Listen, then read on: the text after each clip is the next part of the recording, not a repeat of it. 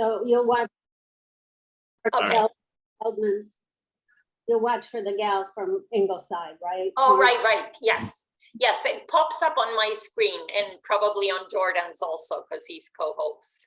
Okay. So I will make sure that that person can join. Cool. I guess I'll introduce myself. Most of you know me by now, so I don't feel like I need to do an extensive introduction, but I'm Jordan. I'm in the Stone Tower with Mariana. I've been a resident artist at the Glen Park, minus the 3 years in Japan, total 15 years, and then 12 of actually being in the Stone Tower. And that 3 years that I have not been actually working in the Stone Tower has been occupied by our we'll call it a sabbatical, but our adventures in Japan. My wife and her work actually pulled us into being abroad for those 3 years. She works with the Department of Defense. So we packed up everything and kind of moved to the other side of the world, literally. And it took some, this kind of talk that I'm going to be giving is kind of an overview of just the artist experience of moving from somewhere where I'm very comfortable making art, living, existing, to somewhere where it's very culturally very different, actually on two scales. One is just being in Japan itself, but also being a part of the, we were joined with an Air Force base, Yokota Air Base, where my wife worked. So we had kind of the military life as well, which I wasn't really accustomed to as well. So kind of like two cultures pushed together.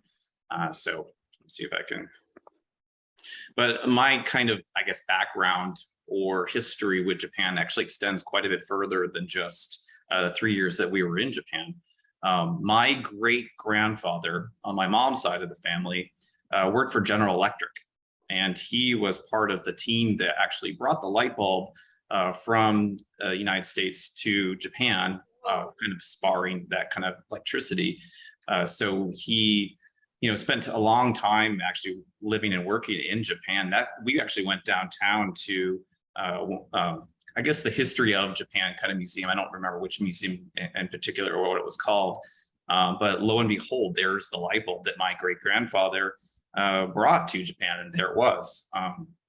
So it was really exciting to kind of full circle right off the bat, just the kind of the history of our relationship with Japan right off the bat. So, and while he was actually in Japan, he collected and brought back a lot of the artwork that my family has in our house. So this is actually a triptych by Yoshitoshi, and it hangs above our fireplace, above my handmade katana, which was a Father's Day present for every Father's Day from here on out, I imagine, because it was not cheap, but it makes me very happy, even if I never ever use it. But the kind of the idea behind the family sword is it protects the family spirit, the kami,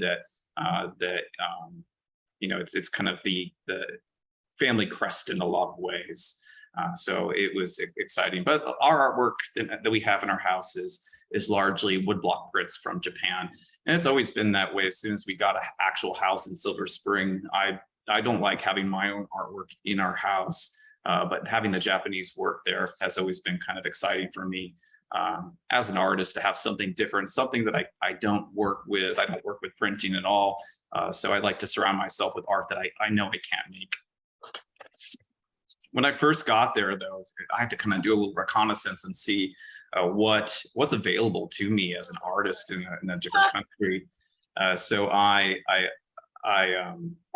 of course had to explore the renowned pigment store, which is in downtown Tokyo. And this is an art store, not a museum of pigments, but lo and behold, it's just an absolutely gorgeous display of all the colors that can be created with powder. And it was also very exciting to see that probably, if not the most impressive oil paint in the world, but at least one of the top three that I can think of, which is made in Florence, Italy, Zecchi oil paint. There's a shop right next to the Duomo. So if you ever go to Florence, See the art, the food is meh compared to like somewhere like Rome or Parma. But you know, the oil paint that they have in Florence, Zecchi's, the store, which has just been around for hundreds of years, is so good. So lo and behold, the only oil paint they were selling at Pigment was from Italy, which was incredible to see. Aside from that, in the art store, I just thought that the actual brushes they had on display were, oh God, it was a museum. It was, I didn't know what any of these really did. Like how would I incorporate this into my craft? I had no idea. A lot of this is for calligraphy, of course. I didn't really find any oil painting brushes that I would normally use, but I thought of it as just a place to explore was unbelievable. They actually had, you can actually see in the right-hand picture there, way in the back, they were actually teaching a kind of European classical glaze painting technique class in Japanese, and the paintings they were okay, but it was impressive that they also had an art classroom space in the store as well. So I thought my studio is pretty awesome for teaching art. This is probably a close second, maybe tied for first. I mean, just the colors. Kind of parallel to that, this was in Taiwan. I just wanted to put this as a kind of an example of the other side of an art store that what that may look like. Again, not quite sure what I would ever use these gigantic brushes, and these are huge brushes hanging from the ceiling there. I'm not sure what I would ever use them for, but it was awe-inspiring nevertheless. So just as a kind of a parallel to that. But when I got there, you know, we were before we actually had a house off base, we were living on the air base itself for just probably about the first, I think, 2 months maybe of our time in Japan, and have not been accustomed to the military lifestyle. My brother was a Marine. My grandfather was in the Navy during fighting against the Japanese in World War II. But so there's a lot of military in our family, but personally, I hadn't been kind of a part of that culture. But being I guess as a kid, I think I always thought that Top Gun was the coolest movie ever, and so being around these airplanes was pretty exciting, even though it wasn't really military. So I decided that got to start somewhere. I can't just sit around the airbase and do nothing. So I got my old plein air easel, which died there. So you can kind of see there's a point where the easel goes away. But I just decided to do paintings of these amazing aircrafts that they're just gigantic. Air tower, and I'm actually working in the same kind of way that I do at Glen Echo, which is kind of an alla prima color spot method, where I don't really plan much ahead, if at all. I usually just kind of put one mark down and then react to it every step of the way. I don't draw ahead of time very often, if I do. But these are kind of just, you know, images from the airbase. And a good friend or a good family friend now, was Lieutenant Colonel of the 134th Airborne. So he snuck me onto the roof of his building where I wasn't going to be harassed by the security guards. So I got to paint a couple paintings while on the top of the 134th Airborne building, which was really, really a lot of fun, even if it was a little windy up there. I did much prefer to be on top of the building itself rather than on the flight line painting. I had a kind of not a scary moment, but a very strange moment where security had never seen a painter painting the flight line, and they decided to send out security guards with AK-47s or whatever military weapon they had to kind of just question me for 20 minutes, and then eventually tell me that I need to go get a permit before I start looking at the flight line for any extended period of time. I had never been, I guess, approached as an artist with an assault rifle, even if it wasn't pointing at me. It was very scary. Not what I'm used to as an artist. Usually people come up and say, "Oh, I love your painting." These people are like, "Why are you here?" But the slide on the left is kind of the looking from the outside of the airbase, looking, and these are Japanese photographers actually taking pictures of all the aircraft that I was painting for the first couple months. And so I wasn't alone. There are a lot of people who actually think that the airplanes are cool. And they come out here as amateur photographers to kind of take snapshots of the airplanes taking off. And I thought that was kind of ironic to being on the other side of the street, painting one of their houses. There's my mamachari bicycle, where you know their translation is like mama chariot, which is how you kind of let you stick your child in the back and then you kind of pedal them to school each day. And after I drop off me, I go home and actually load up my mamachari bicycle with my painting materials. So there's my new easel with umbrella and everything that I need strapped in there, and then the painting from the day kind of attached to it as well. Go. I will. One of the other places that I found that was kind of just nearby that I was trying to figure out if oil paint was actually going to work for me in Japan, because it's not what I wanted to really work with. It didn't feel quite right, but I found a few places that I enjoyed painting. This was actually under one of the bridges near the Tama River. I liked it because there's little, you can kind of see on the right-hand side there that there's little umbrellas with people right next to the river kind of fishing. And I spent a couple of days there just painting these Japanese locals. And they would be playing cards when they're not fishing, drinking tea, drinking sake, whatever it may be, in between fishing breaks. But they would do their thing and I would do my thing. And it was really a joy to kind of hang out under the bridge with these folks. But again, I'm just doing nothing different at this point. This is just me painting oil paintings of temples and under rivers, no different really from how I would approach painting any other way. So I think at this stage, kind of in my journey, nothing really has shifted for me as an artist. It's go plein air painting. And I think I was struggling, I think internally with not doing anything different. I feel like if I'm going to go on the other side of the world to change or to experience a new culture, I should be somehow influenced by the culture, different method of making art. I don't see a lot of value personally in just doing the same thing in a different location. I don't know why it didn't sit right with me. I feel like I needed to evolve. So I kind of abandoned oil paints actually, probably about a year into our time there. I did assemblages as well while I was there, just because I needed them for Miami, but for our Basel. But in terms of my Japanese art, I did kind of abandon oil paint. It just felt too Western for me. I think oil paint for me is such a European American kind of medium. At the time, I guess it didn't resonate as Japanese to me, even though I showed you earlier, Japanese are used to using oil paint, but they themselves are using it in a Western fashion. But whenever I kind of have a little mini artist crisis where I'm not quite sure what I'm doing, I had the same problem in grad school where the oil painting just wasn't clicking for whatever reason. My ideas that I had were not particularly in line with what my ideas were. So I went to drawing in grad school, and while we were in Japan, I did the same thing. I went to drawing to kind of figure out what I want to do.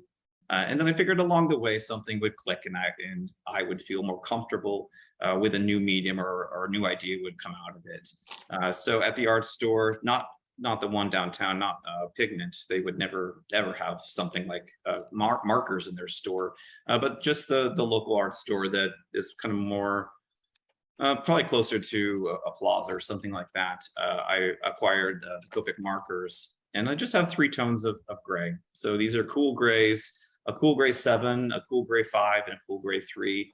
And the 5 is essentially a neutral gray, and then the 3 is a little bit brighter, and the 7 is a little bit darker. So, and I've actually attached them to my sketchbook. So I found that this was super easy to transport. I liked having the markers attached to the sketchbook. So when I leave the house, I grab one thing. I don't have to go searching for a marker. It's already attached, and I go. And of course, new medium, got to go start with something I already know, which is the flight line. So I took my markers and kind of went to the flight line and started working. Again, I wasn't completely comfortable working in Japan as of yet. So I was kind of working from the flight line, or to be honest, these may have been while the kids were at swim lessons or something like that. And I had an hour to kill. So I start off, and this is kind of a little bit of the process of working with the markers. If I was doing it right, which is a little bit slower, I would start with my lightest marker. So this is probably just with the C3 kind of marker, which is the lightest of the three that I have, just to kind of sketch where everything goes. And then as you know, the drawing progresses, I move towards darker markers, making things a little bit darker here, a little bit darker in other places, creating a focal point, whatever that may be, and go from there. But it's a really useful method for me to kind of work with, simply because it's so portable. And you know, I became a sketchbook artist. It wasn't something that I ever did while the first 12 years or the 10 years in the Stone Tower prior to Japan. You know, I never was a sketchbook artist. I didn't really bring it with me anywhere. And here I am taking it on every vacation. The below one with the boat, this is actually in Yokosuka, which is in Yokohama, kind of south of Tokyo, but a part of Tokyo. But there's a naval base down there where I got my COVID shots. But I really enjoyed drawing the boats, because these are actually some of the same type of vessels that my grandfather served on while he was in Japan. And yeah, he was actually there too at that naval base. But I took the markers everywhere. I thought it was super convenient for me. I brought them on the trains, airports, wherever it may be. And I tried to draw people on every train ride downtown. Well, within reason, I tried to draw the people on the train. Sometimes the trains would get a little too crowded and I just couldn't even bring out my, you know, you're kind of like a sardine in some of these trains going downtown at times if you're in rush hour. And other times that you have to sleep, which is important to do on trains, because it's one of the most Japanese things you can do on a train is, if you're sleeping on the train, that's a sign that you are a very hard worker, that you are working so hard that you sleep anytime you can. So all three of us were working very hard, and Gina must have snapped a photo of us. But for me, like this system of just taking three values with me wherever I go and using the wide of the page worked really well for me. It kind of became the catalyst for me describing my experience in Japan. And I don't know how many sketchbooks that I went through, but quite a few of them. And the marker itself is not, it actually seeps through and stains the paper on both sides. So I'm not drawing on every single page in these sketchbooks. It's usually every other page. And I prefer to work kind of in that fashion where it's, you know, I'm using both sides of the page for the same image. Just feels better. And I always kind of hold it. So this is actually how I would draw, which my arm does get insanely tired doing this, but I make my arm kind of lock my elbow against my chest and kind of hold it as steady as possible. But I need to have the subject matter and the sketchbook or the drawing or painting, whatever it may be, kind of side by side, just so I'm making kind of direct comparisons, making sure my proportions are accurate. I find if I work flat, everything gets distorted and elongated. And it's just a problem that many people have, but me especially. So I need to have everything kind of parallel to me. This is down in Kyoto, and the Golden Temple. Gorgeous location. But I mean, I got pretty brave even with the sketchbook. This is one of the busiest temples in all of Japan, kind of downtown Tokyo. I'm drawing a blank what it's called right off the top of my head, but I'll remember in a minute. But it's one of those weird occasions where people would actually come up and take photos of me drawing. And then I've never had anyone ask for my autograph before, but I had two people ask for my autograph while I was drawing this, because they thought I was some amazing Western artist and they thought I was famous. Clearly not, but it was a lot of fun. But I got brave. You know, I draw in the middle of a festival. So on the bottom right there is me. I was trying to actually use brown markers, which didn't actually feel correct, but I tried them anyway. But I am walking and drawing down the street at the same time, because this is a a movable shrine that's on wheels, and it's a procession kind of walking in the middle of the street. And there's in this festival, this is I think in where is this? This is, shoot, I can't remember, but it's north of us where we were living. But there's like maybe 10 to 20 of these gigantic 2 or 3 story shrines that kind of get moved through the streets on festival days. Really, really exciting. And on the right there, that was our favorite hole in the wall restaurant where we get some amazing tonkatsu. But yeah, Shochan. Sorry, my son's here too. And I was drawing before we got our food. So I gave him that drawing. I ripped it out of the sketchbook, and then probably every time we came back, it was hung on the wall behind us. It was really fun. Drawing at sumo wrestling matches, of course. Why wouldn't you? And then also we got to go to the World Cup of Rugby. So I didn't actually have the rugby field in that photo, but that's the stadium where the rugby players are. And they're little tiny ants because we had pretty nosebleedish seats, but it was really fun. I'd never actually seen rugby live, but I did my important sketch of the rugby field. And then probably my claim to fame, at least taking a sketchbook with me, would be top of Mount Fuji. This is on the top of the volcano. Can't remember how many meters tall that volcano is that I hiked up, but I was freezing cold and not very happy to be drawing, but I decided I brought the sketchbook with me. I better sketch it just to say I did. So that's the highest altitude aside from an airplane where I've actually drawn, top of Mount Fuji, which I think is kind of fun here. So here's actually an image of on my way up.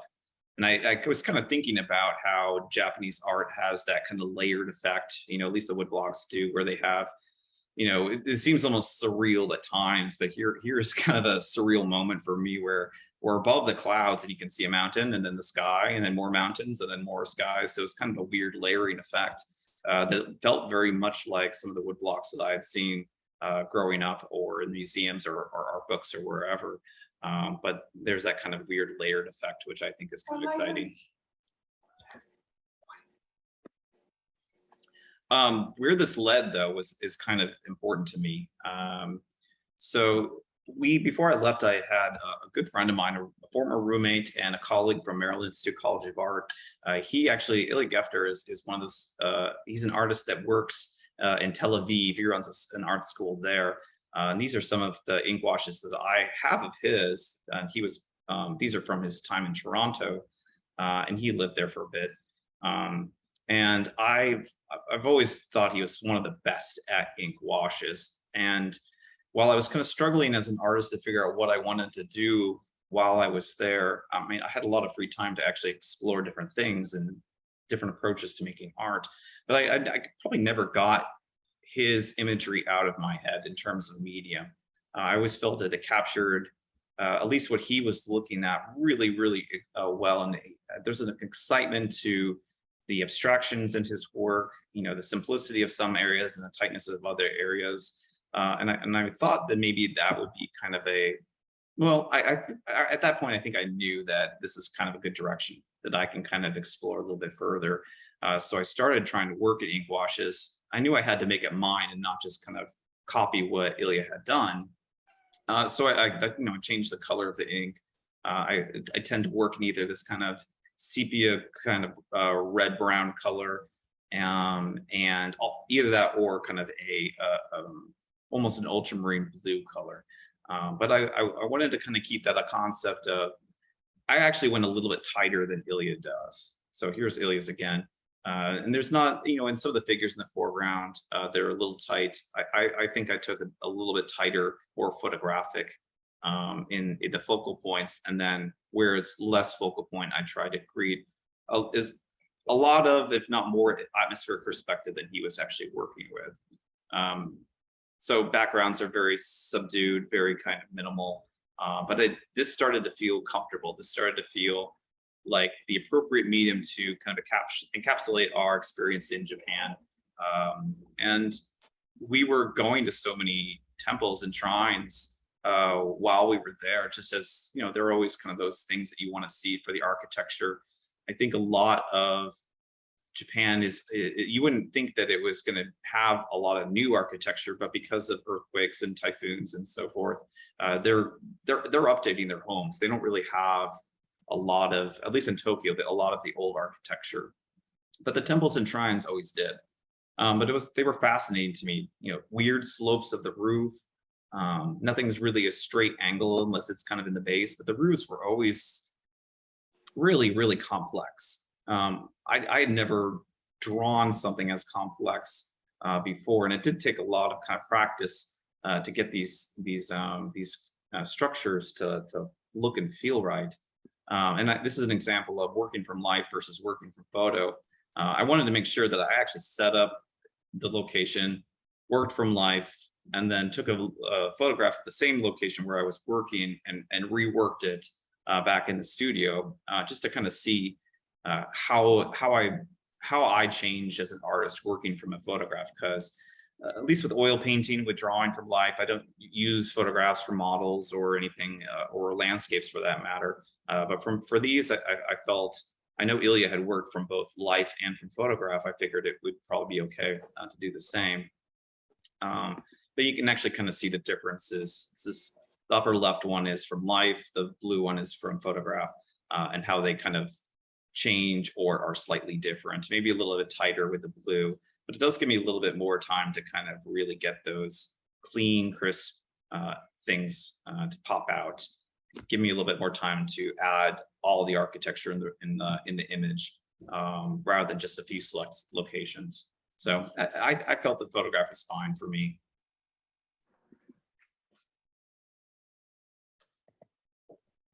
But it did feel like this felt good. I was still able to do ink splatters, abstractions mostly in the trees, tight kind of areas in the buildings themselves. Create interesting focal points, like the focal point on this one's kind of way off to the, besides the little entrance area, but like off to the right is where all the most of the information is. You know, I had a lot of fun kind of redirecting the viewer through value alone and through a single color to kind of look at certain things closer and with more scrutiny. So to me, it was almost like a game. What can I leave out whenever I'm working in this method? You know, can I get away with not doing any leaves and just do the contour, like massing that whole leaf tree structure in the upper right?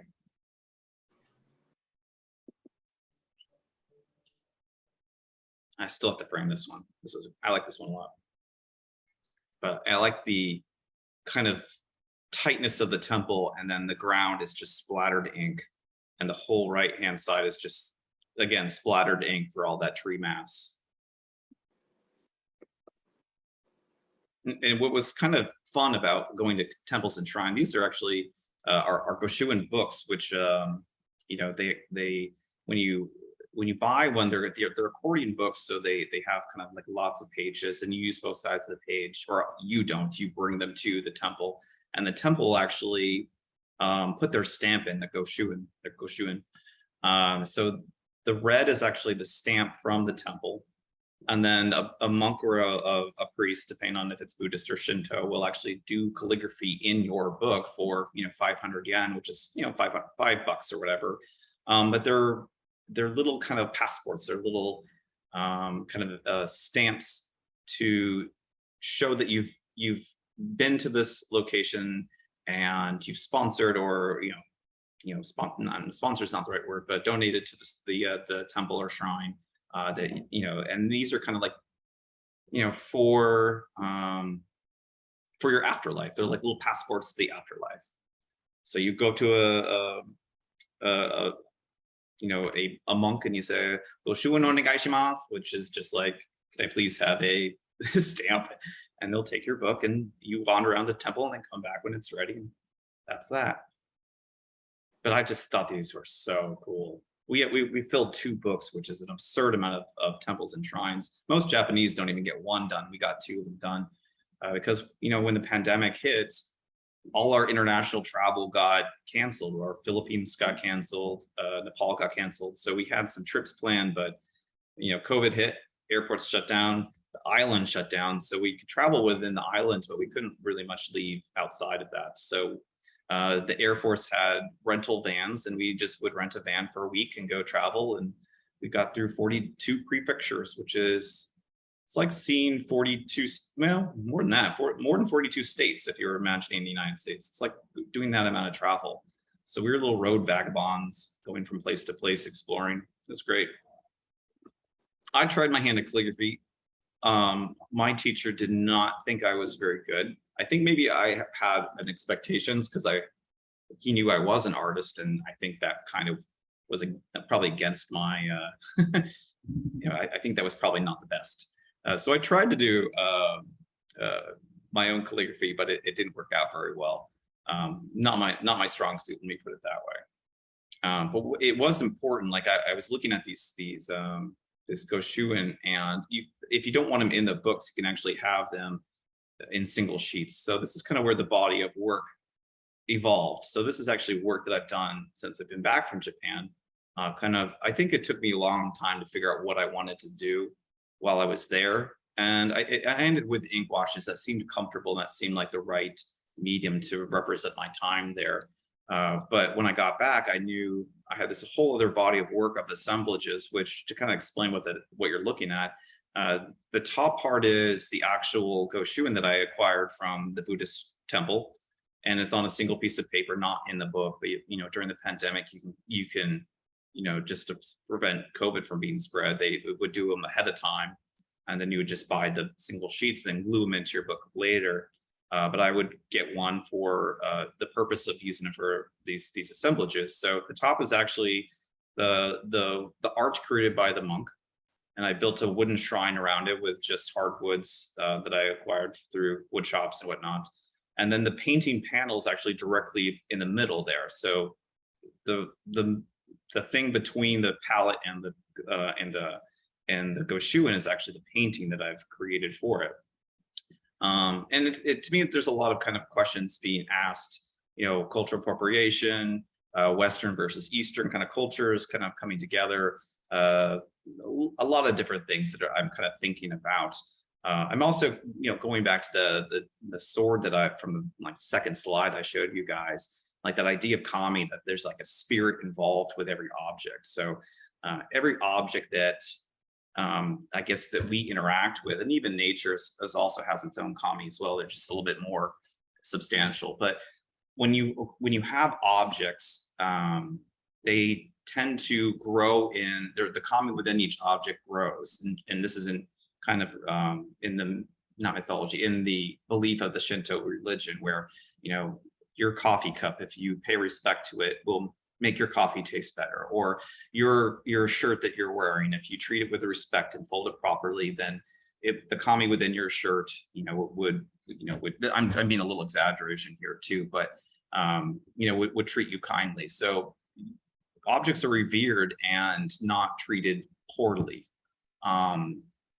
So I'm kind of imagining, with all these things that have come from Japan, I'm imagining that they have a spirit in them, that these scrolls have a spirit that was probably started by the monk, and then I'm trying to continue to, I guess, not to fuel or to feed the kami by paying respect to it, by creating a kind of a self-portrait in a way, or a portrait of the kami, not self-portrait, but a portrait of the kami through this painting method.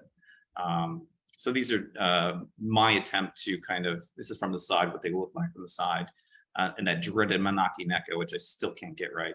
I could talk about that later, but I feel like the more that you're involved with that object, the more important it becomes, and the stronger the spirit within that object becomes. So, here is an old asteroid, and this is actually me. I actually got a lot better at painting these. Probably just become a better painter in all honesty, but the one on the right is what it looked like before Japan. And I got back and I said, I can do this better. And I sanded the whole thing down and started over. You can actually see I ripped off the palette, the old palette that was on the right. It actually protruded too far from the object, in my opinion. So I created a new palette for the new one on the left there, and repainted it. So it felt better. It felt more accurate. But I guess my attention to detail it increased quite a bit.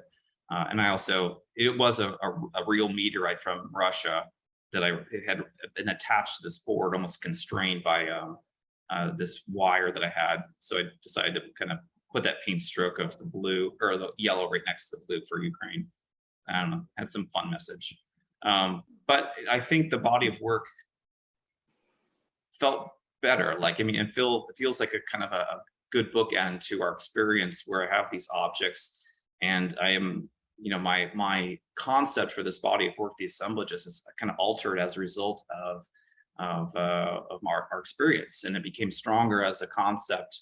And I feel like as a general body of work, it became better. That's a Tengu, which is a weird spirit ninja thing that has a really long nose. A Daruma doll, which is kind of like a New Year's resolution, where at the beginning of the year you fill in one eye, and then you set your New Year's resolution, and if you complete your New Year's resolution, you fill in the other eye, and then you take it to the temple or shrine. I think it's a temple. That one's, yeah, that's Buddhist. And then you burn it at there. You burn your little Daruma doll, and then you acquire a new one for your next New Year's resolution. And if you don't actually get your New Year's resolution, you don't fill in the eye, and you still burn it. So there's a lot of burning involved with them. And Pikachu, of course. Yay. And kind of talk a little bit about where this is going. This one, I actually renamed it to just shooting because I don't think it needed the extra word. But I think one of the things that I miss most about Japan is the complete lack of weapons, particularly guns. So I kind of made this one off of my complete and utter fear of, I don't think it's it's a fear that I cannot get past. So I thought I'd kind of make a piece about it, but I used Goya's 3rd of May, which is, to me, is with that painting that it just embodies atrocities, or specifically war atrocities. And I set the figures up, the little Lego figures up in the same fashion as the painting. And I think what I found and why I did it was more or less, I didn't like the way that the figures were set up. Like, it was hard for me to look at it. But the longer I painted the actual piece, the middle piece of this, I found that there was a I can never say the word. I became desensitized to the image. And to me, that felt very,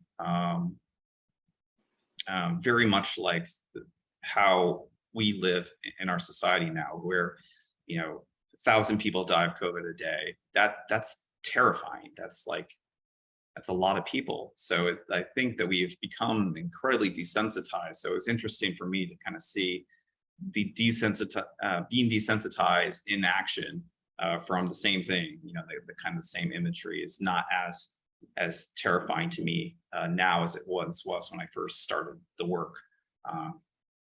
Not that my fear has become any less, but I think the image itself. So that says something to me, at least. And you know, these assemblages are really about truth. Like, I want to make sure that the artistic license from these is really just stripped, that there is no artistic license involved whatsoever, which is really hard for me to do, because I like to embellish things, make things a little bit, you know, better, or you know, better than the real thing. But that would be not truthful. And this is kind of also play on news media and how truth is so bendable. It feels like nowadays that we don't, even when the truth is right there, it's concrete, it's attached to the subject matter, there's still somebody who's going to be like, that's not actually the truth. And that to me bothers me. And then it would bother the kami too. Kamis are really the spirits on objects, at least in the Shinto religion, are very, very, I don't want to say hell-bent, but they are very into the idea of being truthful. So kind of full circle on that one. Anyway, that's where the work is kind of leaning towards.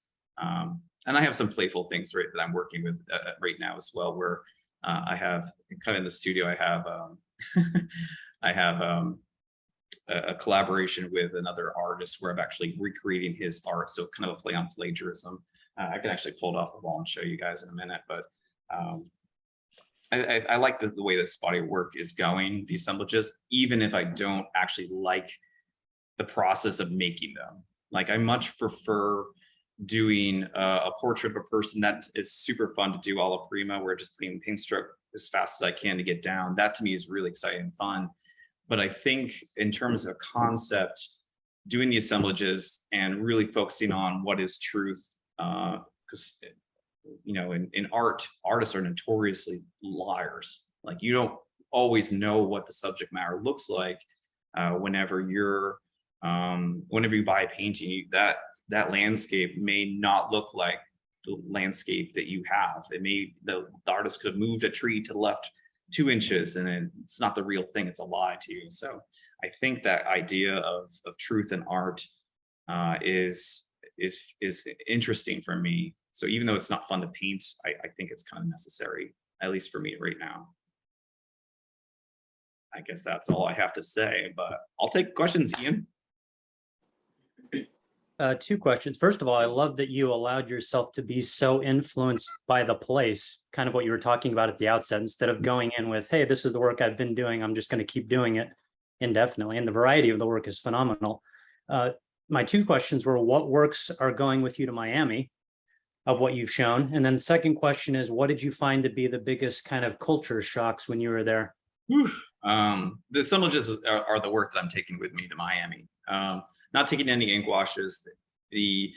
I think for that crowd, it needs to be different, or something that is as best as possible that you haven't seen before, or at least a different take on something you haven't seen before, or that you have seen. So the assemblages are the only pieces that I'm actually taking with me to Miami. And most of it's just a lot of the work I showed you at the end of the slideshow. So I'm taking the Lego ones, the asteroid, the Goshuin scrolls. I actually wanted to show you this one thing. You have to remember that the lighting's off on this because it's done a different thing. But this is a ceramic bisque by Lenny Campello. In Jordan to see more. Oh yeah, hold on, I can pin myself, can I? Oh, pin me. Okay. Yeah, so this is a ceramic bisque drawing with a drawing on it by Lenny Campello, who's showing with us at Miami. Our work is actually next to each other. So I'm actually, I took one of his pieces, and then now I'm going to recreate it. There's 2, just to kind of bridge our art a little bit better together. So this was kind of like the last piece I have to make complete by the 21st when we pack the van up. So I decided to do this like maybe a week, not even a week ago. I'm like, hey, Lenny, this would be a great idea. Let's totally do this. Just add a ton more stress on my plate. That's exactly what I want to do. But I'm bringing those and I have 12 feet of wall space at Context Art Miami. So not part of Art Basel, which is like the big fair where paintings are over $1 million each, but kind of the side fairs where it's, you know, a more manageable cost for buyers and so forth. So yeah, that's kind of the fair that's appropriate for us as Context. But I'm showing with some really talented artists like Tim Tate, Erwin Timmers, Michael Janis, all from the Washington Glass School, Lenny Campello, who I mentioned, and Steve Wana. So that's our gallery, and me, of course. That's our gallery. So in terms of culture shock, ironically, the culture shock from the air base was how socialist it was. I know that sounds really strange, especially when you think about the military, but like everything is provided for the airmen, like medical, dental, vision. Like they are constantly handing out free stuff at events to people. So I found it very bizarre how socialist the airbase was. And Lenny Campello, who is Navy, like he was in the Navy for I don't know how many years, quite a lot. I always tease him about that, which he doesn't like as a Cuban and also a Navy person. He doesn't want anything to do with socialism. But I thought that was hilarious. In terms of the Japanese culture shock, I was surprised that nobody spoke English, or if they did, they pretended they didn't. So I was, you know, any European country, if you can't speak, you know, French or German or whatever language you're at, you can they all have English. Japanese probably learn English, but because they haven't perfected, they won't speak. Right. There's a culture, they're very perfectionistic to a fault, and I'd say. And I can see that in my daughter to some extent, where she is good at something, but has a hard time letting people see it until it's the way she thinks it should be. So I'd say that is probably the culture shock of being perfect is a little too much for me. So I didn't care for that, but it is what it is. Wow. Jordan, Yeah. I have a question. Would you tell us a little more about, this is wonderful, but how you attach the painting panel and not just not the how necessarily, Yeah. the carpentry, but can you tell us a little bit? It seems so equal and mirror image that fantastic, but can you tell us a little bit about what to look at? Yeah. Using the one I have for Lenny here. I mean, here's the back of it. So it's just great. a wood panel. They're on a kind of a U hooking system. You can see the pallets that adhered or attached. So to the your bottom. cradle panel surface. Yeah. So this is I don't know if you can pin me again, but like Yes. this is receding in space, and this is at front. Right. So from the side, you can actually see that you can see Yes. how three-dimensional the Yes. piece is by Lenny, and then mine is really flat. So I think and the concept really to me is, truth can change, of course. Science is a good example of this, how like the truth behind the science can change based on your research. So when the painting is only truthful from one point of view, from one location at one certain time of day, Yes. with one lighting situation, because if I move this now, like me just holding the piece up, the lighting is off. Like this is done at night. So for example, like the cast shadow on this isn't going to be the same currently because it's different lighting. I have outside lighting coming from the window, but at 8 o'clock at night when I was painting this, because where I'm in a rush to get it done, like I have to use spotlights at night. So this is going to be a much more dramatic light. This yellow is bleached out by the light, so it's going to be different. So it's not going to match the same color. So when the painting is sold, to make the spirit happy that it's now being moved from its location to a new location, the new owner and so forth, I asked the buyer if I can repaint it. Obviously for a small fee, of course, but like the company's not happy unless it's paid attention to. So I have to make sure everything is just right, because they're finicky. The spirits don't like to be disrupted or whatever. So me repainting the object in its new home, its new location with the proper lighting at the right height is kind of like saying goodbye to it. And anyone who's watched those Marie Kondo videos, that's the same concept, like the decluttering of Marie Kondo. There was I guess a major craze for you guys while we were away, but like, you would say goodbye to this object that you no longer need, and you would pay respect to it. This is the kind of same idea that you're paying respect to it and saying, here's your new home kind of thing. So it's kind of the goodbye to the object in a way. So I don't practice Shinto, but I definitely have a belief that certain objects are more important than others. That the more, this coffee cup has been with me for like 10 years now, it feels like, maybe 10 years. And I only drink coffee out of it. And it's like, it feels wrong if I don't. If I have a normal mug of coffee and I could have been using this one, I feel like the spirit gets angry at me, like in my head, and I'm maybe going crazy, but it's weird. It's like you have a favorite shirt and you feel like that shirt is the best shirt for you. I feel like the spirit has like somehow changed how you see yourself in that shirt or whatever it may be. Or I don't know, but like when I give up on something, or not give up, when I move on, like maybe my water bottle has just too many dents and maybe the rubber's completely gone and I have to say goodbye to my water bottle, I pay respect to it when I do that, because it served me for so long. But it's just part of the culture, and it's something that I think makes the art better too. So I think that's important. That was a long-winded answer. No, it's great. Thank you so much.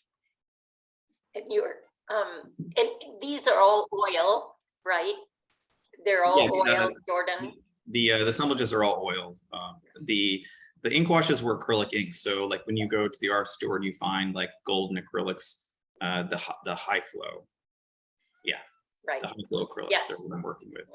I always get fluid and high flow mixed up, Yeah, but they're the fluid ones that are the very same confusing. quantity of water. And they're not out of the tube either. So like, for instance, the blue is ultramarine plus indigo.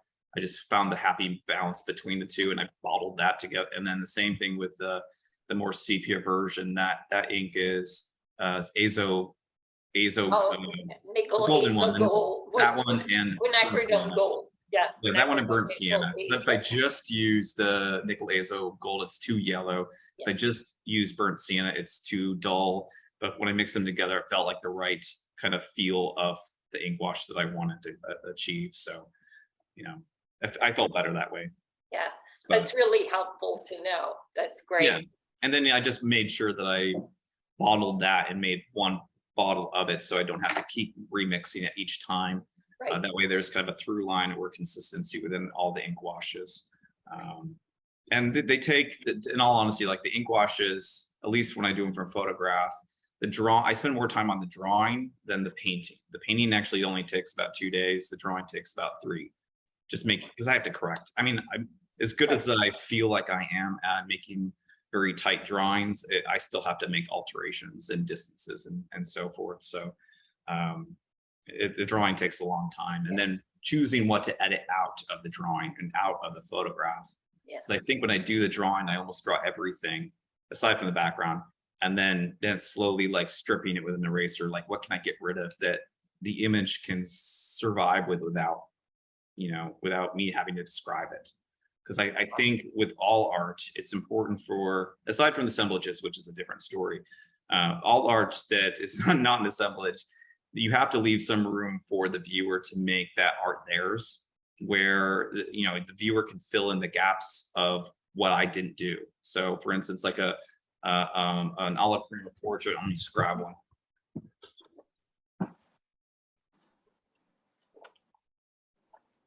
Like something like this, like the landscape from Brookside. Like this is a whole area that it was just completely unnecessary. But now the viewer can like use this white space to create a story or add to the narrative or imagine what goes in that location. So if I just did everything, it just looks like another painting. But I find it's fun to leave stuff out just to kind of enable the viewer to have more of a connection with the painting, because the viewer now has a chance to imagine things or add to things in their head of what could be there, or and create a story that way. So my belief on painting is you can't just tell everyone everything. And then of course, I do the opposite for the assemblages, which is I'm giving you everything. I'm not lying. It's all there.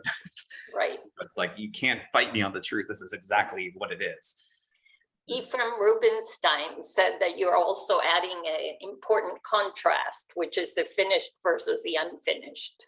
And that was very resonant to me in one of his lectures. Yeah, well said by both of you. And even, I'm actually tempted for the one for Lenny. Like I've left a lot of the white on the sides. I'm tempted to leave it white. You leave it. Yeah, less work to do also. Yeah, I think I'm gonna tighten up this and then leave the white here, just so. Otherwise, it's kind of sometimes hard to see that it is a painting. Right. I think from just the image, it can be, if I do it right, it's hard to tell. Right. Someone in the chat asked if you can tell us if any of the Miami Basel or your gallery can be viewed online at all. I know if you go to Context, you can see who is exhibiting.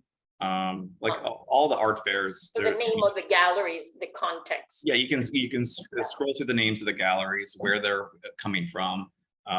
So Art Miami and Context Art Miami are where we are. So we're part of Context Art Miami. But other ones that are fun to look at would be like Scope, which is on Miami Beach, Aqua, Untitled. Those are all a lot of the satellite art fairs where all the up and coming artists are, or established artists are, that are not blue chip.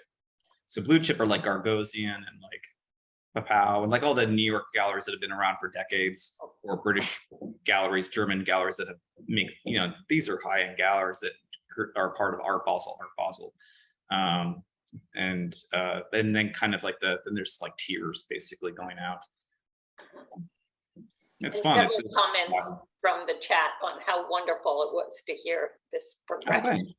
And wonderful. You save the chat so that you can get it.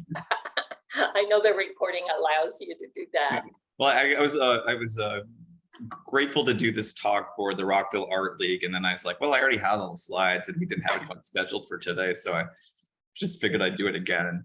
Save No, some and it's on that wonderful to be able to ask you questions. Yeah. Other questions, you guys? Anyone? I just, and they're on exhibit after you come back from Miami. It'll be on exhibit in our studio, right? So they'll Yeah, be it'll on be- exhibit in our Yeah, studio. I'm packing them up now, so they'll probably this week after this weekend they'll be in boxes, Yes. and then in April I am exhibiting them in the Popcorn Gallery. So Great.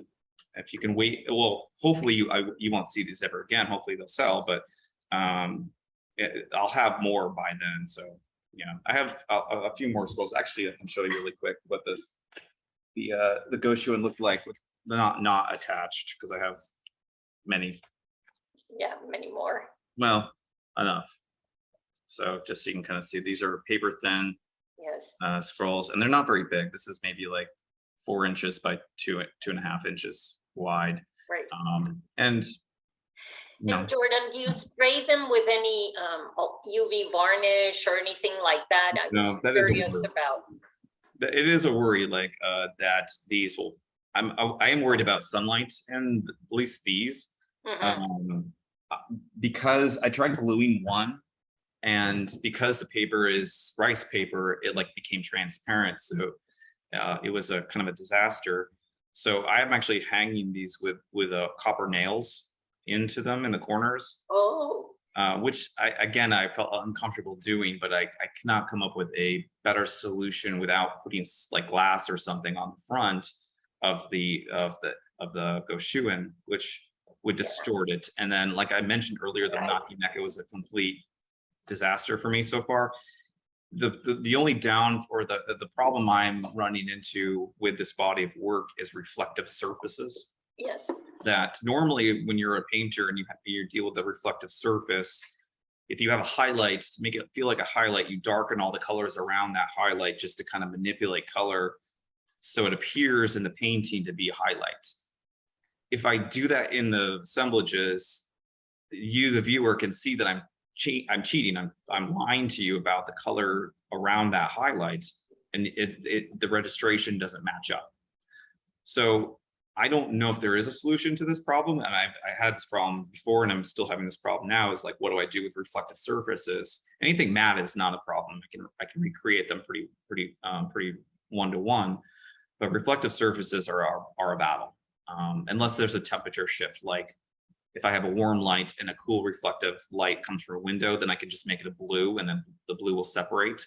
But if it's a yellow spotlight and a yellow highlight, and it's a white surface like the stupid cat, I don't know what to do. I can't figure it out. So I need to go talk to Efron and see if he has a solution. But I know he's going to say the only way to do it is to make everything else darker, to make something lighter, which is what I tell students to do. But in this situation, I can't. Mhm. So it's frustrating. So Jordan, I thought you were going to go back to some kind of large scale abstract work like you've done in the past. How will your Japanese experience influence what you do with that going forward? I don't know. Question. I mean, I definitely, I've been thinking about it. I've been playing with, and I can actually have this right here, but like I have a lot of Japanese paper that I've been cutting, and this is like paper cut in hexagons. So this is just, handmade paper that, that Japan is known for, that I've been cutting up and kind of collaging into some of them. This is an experiment, but I don't know if that's going to actually be a part of the work in the end. I don't believe currently that an aspect of the painting should be added without a reason.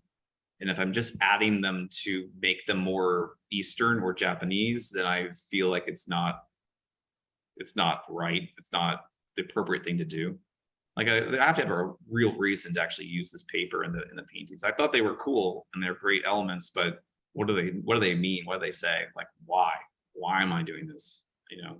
So I don't know. I think I have to kind of think about where that abstract work is going to evolve to. But I don't think it should be just an aesthetic thing and that's it.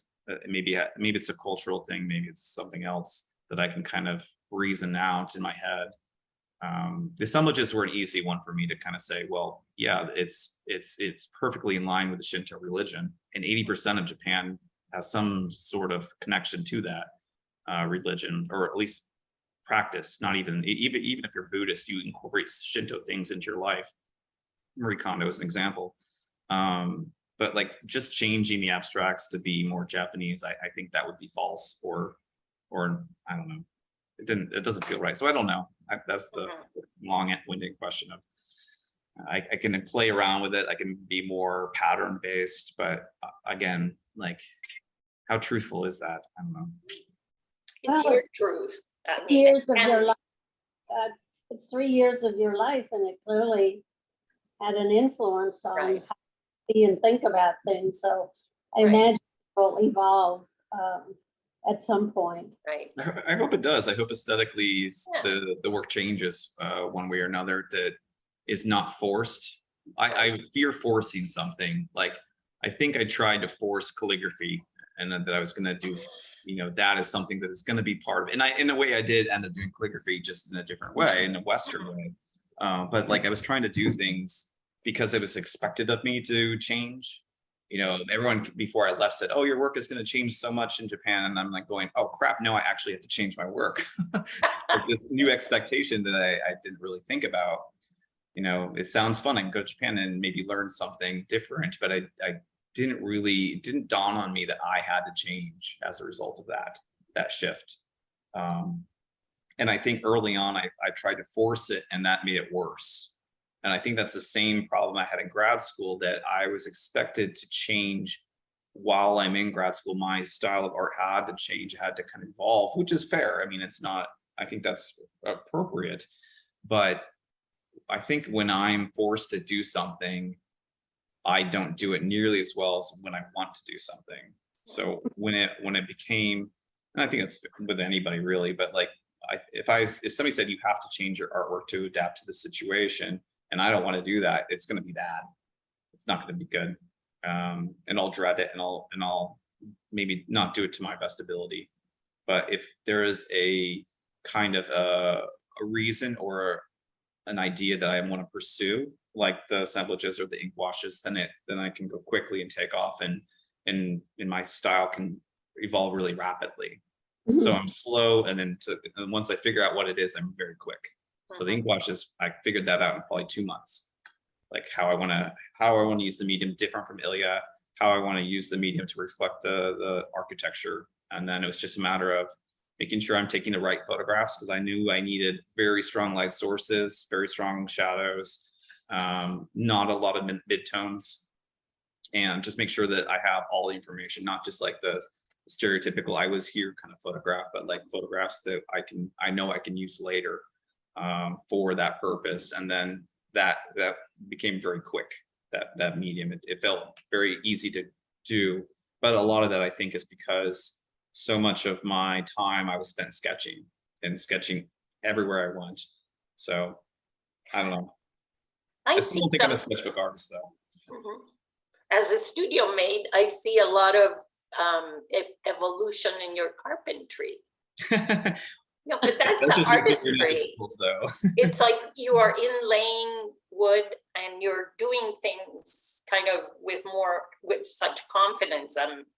Of course, I'm admiring, but I think it did, in that notion of respect and that notion of containing things into is new for you, perhaps. Yeah, that's fair, I'm guessing at it, from what you said. Fair. Yeah, I know that. Which is very interesting to see, and I think it's part of your artistry too. It's not to be ignored that it is part of your artistry. Yeah, I think that's fair. Like I can kind of like I'll turn my camera. Like the one on the wall here, like with the nail, you can see how I want to show just the palette, how it's not. It looks clunky to me, and it doesn't look good, like the way it's protruding from the wall there. So I think the newer kind of, you can actually, hold up Fleming's as an example. Like this is more streamlined. Uh-huh. And it doesn't protrude Yeah. too far away from the actual wall.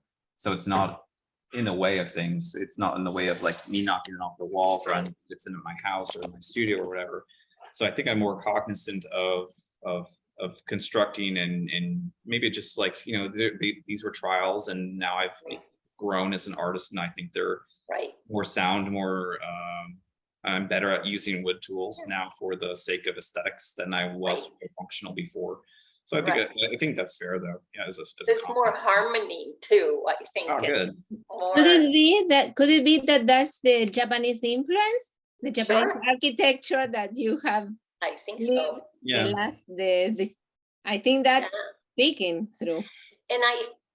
And I think with the papers, it may take a while for you to allow yourself, like Trish said, it is part of you and your evolution, but you're struggling a little bit like we all would probably with, cultural appropriation or, these themes that, oh, am I allowed to put this thing down here when it belongs to a different culture and I'm just using it. Yeah, I think about what happened with Dana Schutz in New York when she, as a white woman, was doing The Death of a Black Man, and I look at that as an example of what could happen, and I don't think I would have that problem to any degree because I'm not trying to.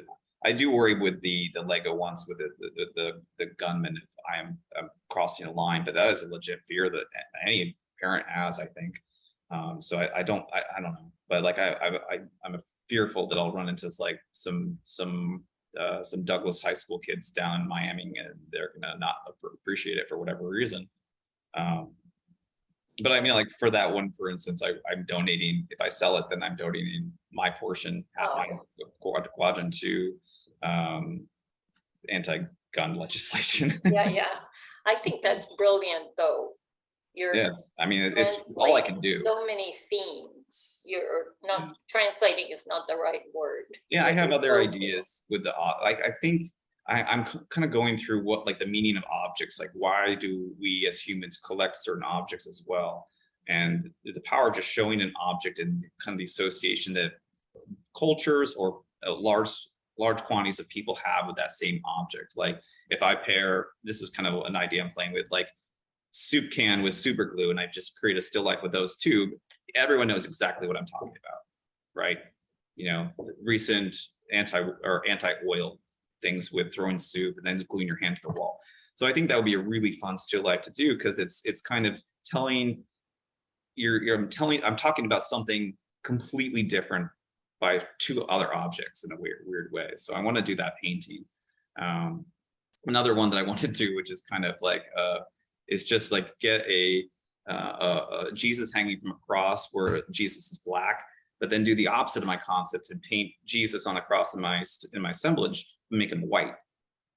Because we whitewashed the religion so much, so I'm actually not telling the truth in the painting, going back to what artists typically do, which is whitewash everything. So the truth is he's probably not white, right? I mean, right. Part of the world doesn't make any Middle sense. Eastern, no. In all of our images, we've always made him white. So I think that kind of whitewashing is weird and unnecessary, and I don't know. So I'm kind of looking at this concept in a lot of different ways.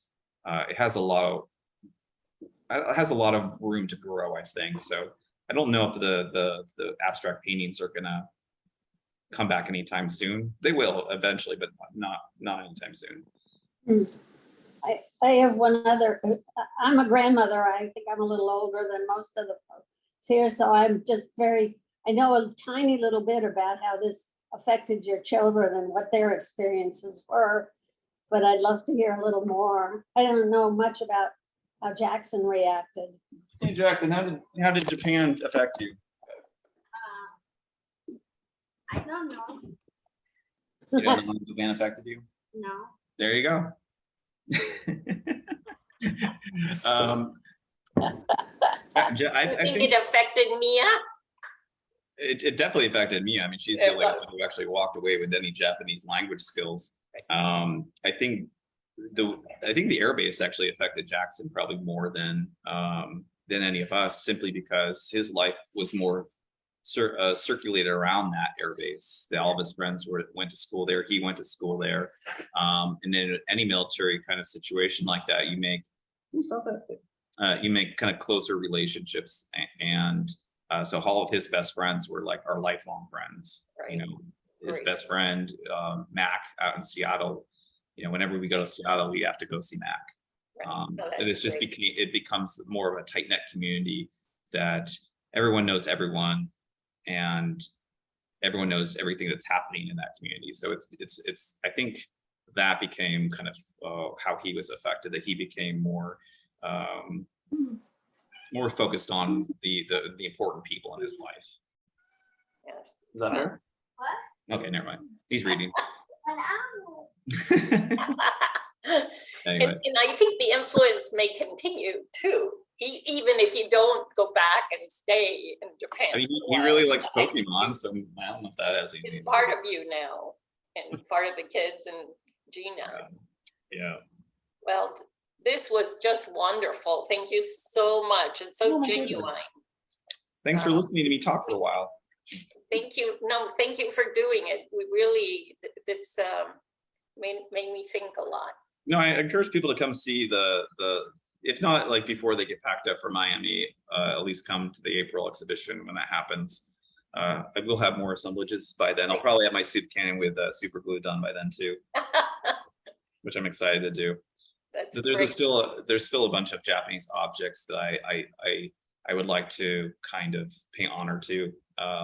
They're very cultural items, or at least kind of the same idea, like where I mean, Manakineko is a good example. Like everyone knows its purpose, you know, if you're Japanese, or Daruma doll, you know exactly what its purpose is. So I like that kind of like association that people have with objects. So I've collected a bunch of objects from Japan where they have a story behind them or cultural identity to them that is significant. So I want to showcase a few more of those, and that'll be hopefully ready by the April exhibition.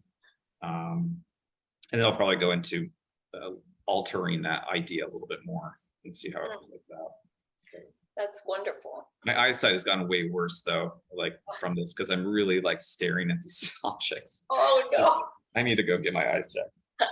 Completely Well, not. you're also at the age where the eyeball is changing shape. Yeah. Yeah, you can delay the glasses, but we all end up there. I wear big old glasses when I paint. Right. Or contacts, of course. I have to go back to that. Yeah, I already had laser surgery once. Well, I think I can encourage people to send you questions after by email. You Okay. wrote your website and your email. So I'll that's put the recording fabulous. back up on the webpage afterwards too. Great. Yeah, I'll work on that. Maybe too.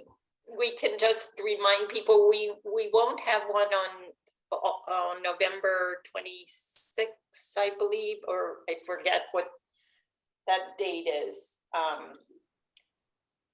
That sounds right. Today's the 12th. Yeah, the 26th, right. Yeah, We will, Thanksgiving. because it's a weekend of Thanksgiving and people are traveling, Right. including us, and so we will skip that day, but then we're coming back on December